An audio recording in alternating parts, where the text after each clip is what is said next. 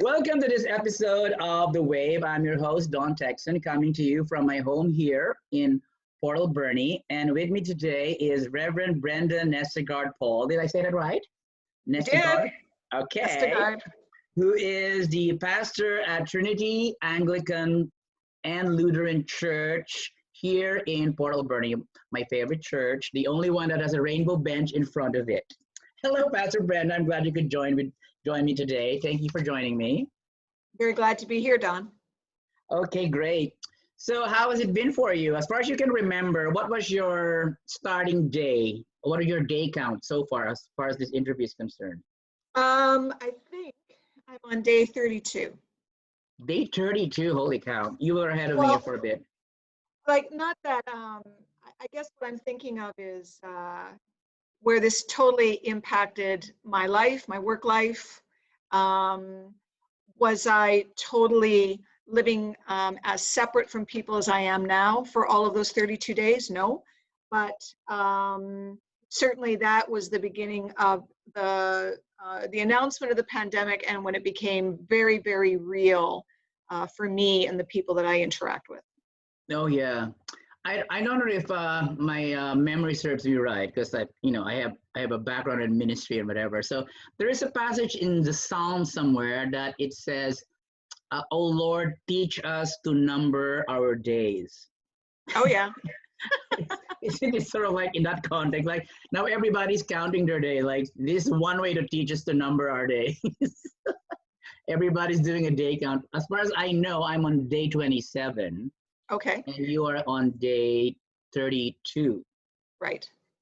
So, right.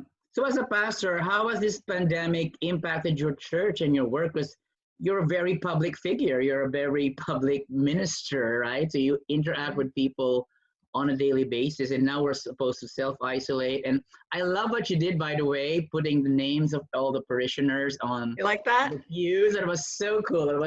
Nobody has ever done that. It was so cool. I got a private message from Laura Spurgeon, mm-hmm. And she said, "Did you see what Pastor Brenda did? Did you see?" She was so excited. She was so touched.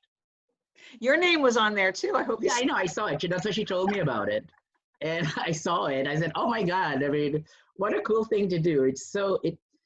We are apart, but somehow we're more together. Actually, don't you think? Yeah. I was inspired to do that by an Italian priest. Oh, really? Did his mass in front of his congregation present by pictures. And he had placed all of the pictures in the pews. And I didn't have access for everybody's pictures, but I knew everybody's names. And for the most part, I know where everybody tends to sit.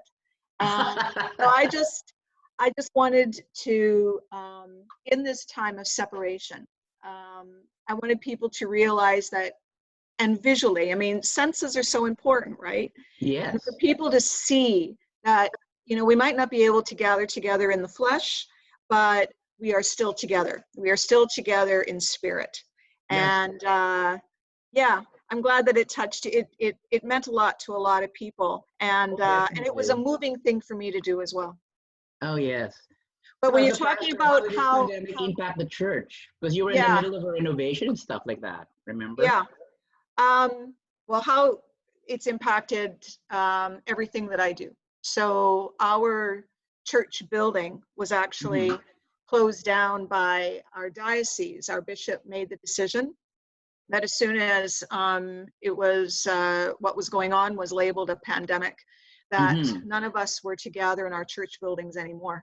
And so, of course, with that meant those who use our space, even when it comes to the Zumba, Tai Chi, all of that. That's right. They were no longer, of course, most of them, they were already stopping to meet anyway. But of course, Sunday worship, our worship that we do through the week. And choir practice. Choir practice, our program ministry, all of it had to stop immediately. And so that's kind of shocking when you have a decision that happens like that, right? And it's kind of how this pandemic, I think, has impacted us here in Canada as a whole. Yeah, it came without warning. It came all of a sudden. And we had lots of warning, but it's like and I, for the most part, I applaud the leadership that we have had. Oh, But, yes. but how it impacted our lives was immediate. And so it impacted my ministry and my work as well. So initially, it was literally thinking about, okay, how do we still feel connected as a community? How do we function as a church community? How do we experience worship? How do we still enjoy our prayer life, not just for us, but for the wider community and all those we're connected with? How do we still do outreach to be able to be there for those who are really struggling? All of those were huge, huge questions that we had to deal with immediately. And that's really what occupied a lot of my time the first several weeks, as well as, of course, preparing for what is absolutely core to us as a Christian church, and that's Holy Week and Easter. Yeah, that's So right. all of that was happening at the same time. So it's been a challenging time, but it's also in a strange way been very invigorating as well.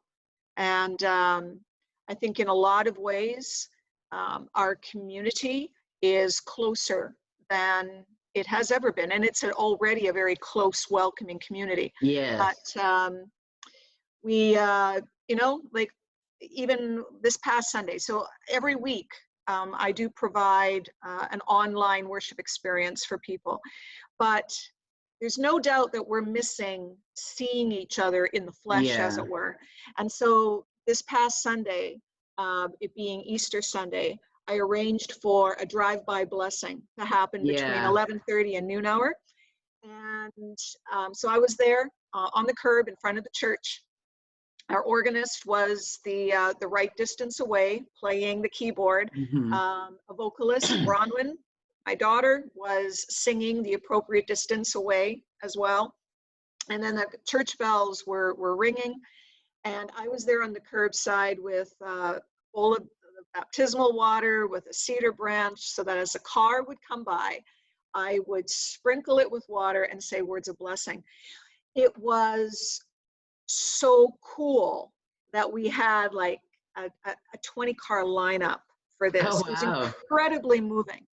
And I think it made the morning joyous. And it's not that I had wonderful online worship experiences and all of that kind of thing, but to be able to be together in the physical world just meant so much. Because that's how we're configured. We are social beings, especially my. We are. I know. But Absolutely. at the start of this pandemic, Trinity was, like I said, you were in the middle of a renovation, a big project. And so how has that affected this? How has the pandemic affected that now? So stop construction? It slowed it right to almost a halt, where, of course, the builders also had concern for their health. And so, for example, a special door that needed to be put in, the two individuals who were supposed to put it in actually both became sick with the virus. Oh. They were. Oh, really? And they were in Nanaimo. They were confirmed? Oh, wow. So, it slowed it right down.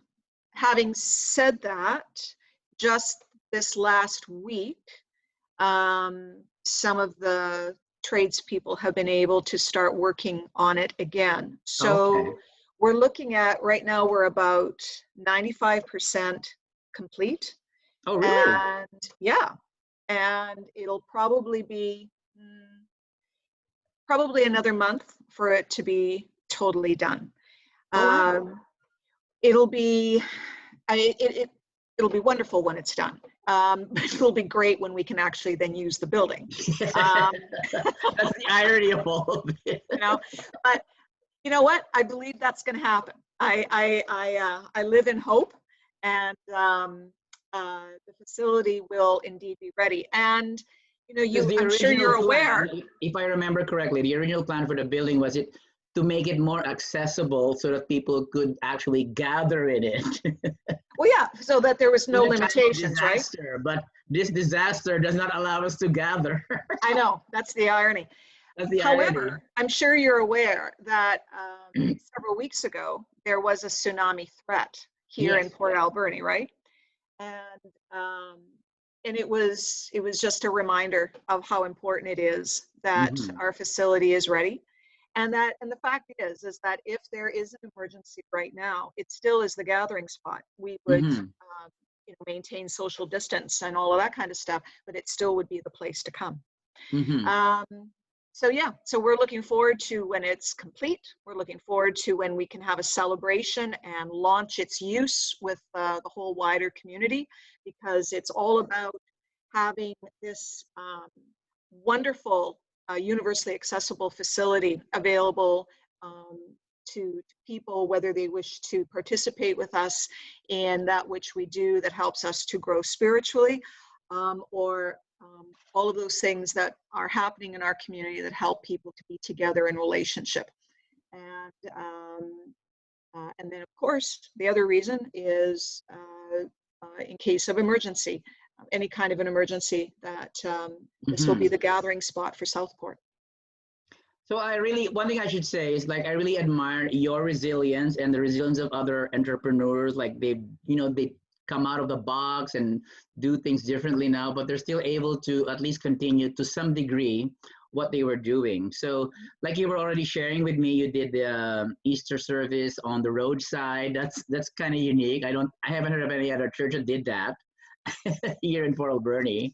And so are you involved with other community programs like Salvation Army maybe, or the Bread of Life or something like that?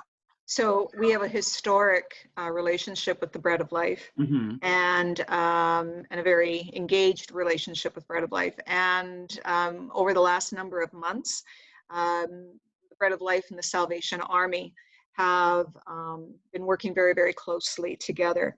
So one of the things that I did was the food banks are very much in need right now, but of course they're also impacted because one of the things we're told is stay home. And often the volunteers for a lot of our community services are also that part of the demographic that is most at risk. So at any rate, what I did 2 weeks ago is I contacted Captain Michael Ramsey of the Salvation Army, and I said, how can we help? And he said, well, food is always welcome. I said, fine, we'll do a food drive. And that's what we did. And so I contacted everyone in the congregation and said, on this day, if you're wanting to participate, put food in a bag on your front stoop, and I'll get drivers to pick it up. And the response was fabulous. People also went to their neighbors, asked them if they wanted to participate. And let's say a lot of food was brought into the Salvation Army, and that would be about, I guess that was about 10 days ago. So these are non-perishable food items, if I am correct. Yeah. Okay, that's very good. So that's one way. And another, I had someone in the community who had a very quick and fast need for facial cloth coverings, otherwise known as masks. And so I spoke to, I put the word out in my congregation. Some of the seamstresses that we have responded, and we were able to start whipping out masks very, very quickly to be able to provide that person's need. I then asked people in the congregation for those who wish to have masks, and so of course distributing there. And now we will also be giving masks to the food banks, so that where people in need who need a mask, or those who are distributing food or whatever, that we can be helping out in that way. Oh, that's great. That's so good. I mean, I got one of the masks too. Thank you. Oh, did that? Good. Yeah, like you said, I should wash it first, and I'm using it. Good. So how about you? How are you personally coping? Are you alone? I know Bronwyn's away somewhere else, self-isolating as well. Is she there with you now? No. Okay. No, she's back to where she's, I have my, I have my puppy dog. Yeah. Can I see her? Can you bring her to camera? Is she there? quiet What's right her name now. again? So I tell you what, I promise I'll get her before I sign off. Okay. Okay, yeah, Just like, sure. she's settled right now. But I do have my puppy dog, which is wonderful. Um, I am very fortunate to have a home that I'm Oh able yeah. to self-isolate in. Mm-hmm. I am puttering in my garden, which is just, I love to garden, and so that's just good for the soul. And I'm still grieving the death of my husband from back in Mm-hmm. January. So having some quiet time is actually not totally a bad thing right for me right now. I am very engaged via technology and with on all various platforms. Um, but I miss being with people in groups. You're telling me. Yeah, I know. You know, I can relate. there is an energy. I mean, and that's why, like I say, last Sunday morning was so incredible and profound. There is an energy when people are together, and that I miss very much, whether it's one-on-one, small groups, big groups. Um, I always balance that out with my alone time. So that element very much I miss. And That's one thing I'm interested to know because I, for one, I hate being alone. Like, okay. it can drive me insane. How do you deal with that? Like, what do you do with your mind? What do you do with your time? What do you do with your energy that's all just stored up and you like bodily to just burst out? Well, Especially the thoughts. Like, I know I have so many things I want to do. Like, I have to fix the kitchen, fix the bathroom. I listed them on all the little pieces of paper. And I was thinking I was going to do a draw. Like, I'll draw one out, and whatever I draw, that's what I'll work on. But then again, at the back of my mind, no, I have to prioritize. I have to organize. I'm OCD, so I can't do that. I'm an organizer. So, and I've got some projects around the house too. I mean, back in January, my basement flooded. So Oh yeah, I heard about that. there's that. My courtyard needs to be revamped. So puttering away at that. So I allow myself, I do find a schedule is really critical. Mm-hmm. And so that's one of the things that I do is I try to live by a schedule. Okay, so give me an idea. What is your schedule like? Well, I guess it's the parts, it's the components, right? It's I get up in the morning, I get dressed. I don't spend my day in my pajamas. Definitely. I I'm do my dressed. hair, but I do my hair. I do my makeup, even if I'm the Okay. only person. Just I curious though, just curious. What time do you get up? What time? Yeah. I will admit that's a little bit later than normal. Okay. I start waking up at 7. I'm out of bed at 8. It's That's late for usually, you?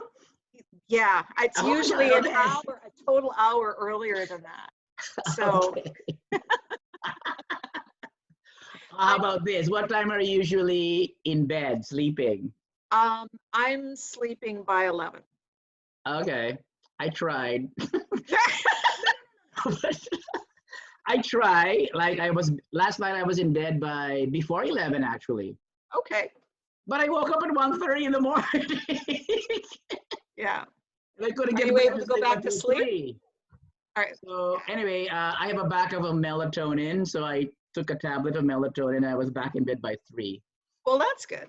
Yeah, so I got up at around 8. Well, But that's I want to good. get back. I want to get back up at like maybe 6 or 7. So I'm Yeah. working on it. I'm working on it. And that's what I'm wanting to get back to is that, and I find that the beautiful sunny weather helps that as well. Oh yes, that's for right? sure. I like to get up at 6:30 in the morning and be out and about by 7. And so that's a bit of a process. So yeah, I admit getting up a little bit later, but the other things I do is, I mean, I eat my meals the way I normally do. Mm-hmm. I guess I'm trying to live my life as normally as possible. And certainly having a 16-week puppy dog, she forces me to Yeah. have a schedule and needing to take her for walks and all of that kind of stuff. So when it comes to cooking or food, do you order out or make your own meals, or you're plant-based, I suppose, like for the most part, right? For the most part, and I do make my own meals. Okay, there you go. I notice myself too. I try to go plant-based. I have more energy when I eat the vegetables. Yeah. Then when I default to meat, sometimes I feel sleepy and sluggish, and It's true. sometimes, yeah. And I was just surprised when I was eating just the vegetables. I had so much energy, and I didn't feel sluggish. I didn't feel bloated at all. Right. It makes a big difference. It really Yeah. does. Okay. So, any parting words for to encourage or exhort our viewers? Like keep up the hope, and I'm just overwhelmed with the kindness I've seen all over the place. Yeah. I think from what I'm aware of here in Port Alberni, I think people are doing as well as they can. I think there's many that are going above and beyond. I think it's so important to be positive and to look for the good that can come out of this. I think it's really important to listen to the science and to be guided by the science of what's going on and in the decision making. I think that if people have a need, to not be afraid to reach out, and also for people to not be afraid to respond as they are able. And I guess I would just end with, I'm, as so many, I am so impressed with Dr. Bonnie Henry. And the words she offers, I think, say it very, very well. And that is to be kind, be patient, and be safe. Yeah, that's true. To be kind is definitely, because some people are getting edgy and getting irritated and tend to become negative and complain about so many things. I mean, yes, there are many things to complain about, but there are much more things to be thankful for. Absolutely. And I understand, Pastor Brenda, you have a Facebook page for Trinity where people can go and get some inspiration and some encouragement. Is there? Absolutely. Just if you type in Trinity Anglican Lutheran Church, Port Alberni, it'll take you to the Facebook page. We also have a website, Okay. trinityportalberni.ca. Okay, so could you just maybe private message that to me? So I'll include that in the post of this video, this interview, Sure. so people can go there, because this is the time to seek inspiration and to seek encouragement and comfort from each other. And as a last thing, I would like to, what biblical reference or passage could you share with us regarding this crisis? Like for me, one day it came to mind like, okay, we're in isolation, but still I remember what the psalmist said. This is the day that the Lord has made, and I will still rejoice. I will rejoice and be glad in it. And the other passage was, teach us to number our days. I still have to go back and look at the context of that passage. From your part, do you think of any Bible passage that can relate and give us encouragement in these days of our crisis that we're going through? I think certainly for me, I just always am reminded that God is with us. God is with me. That God doesn't cause these things to happen, but God will give us all that we need to be able to have the courage and the forbearance, even the humor, to be able to make it through.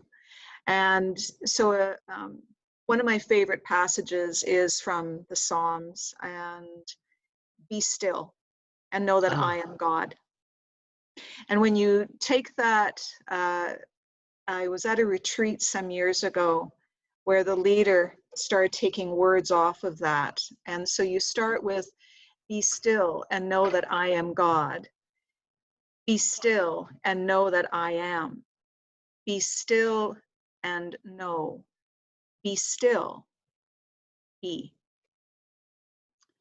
Oh, that's so encouraging. That's so profound. And I must admit, I have a hard time with being still.